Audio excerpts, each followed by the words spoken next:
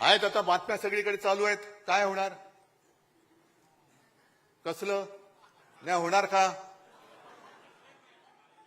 होणार की नाही होणार कळेल ना. जे यांच्या मनात आहे आणि राज्याच्या मनात आहे तेच मी करेन.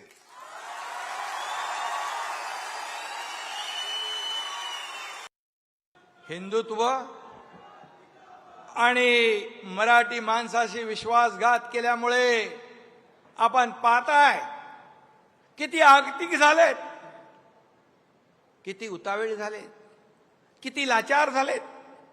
युती करता का माझ्याशी? युती करता का माझ्याशी? माणसाचे दिवस, माणसाची परिस्थिती कधी बदलेल हे सांगू शकत नाही. परंतु जेव्हा सत्तेमध्ये असतो आपण त्यावेळेस सगळ्याला कसपटा समान समजणारे आज त्यांची काय अवस्था झाली आहे. तर उद्धव ठाकरे आणि एकनाथ शिंदेंनी एकमेकांच्या मेळाव्यावरती सडकून टीका केली आहे. पैसे फेकून जमवलेली माणसं नाहीयेत.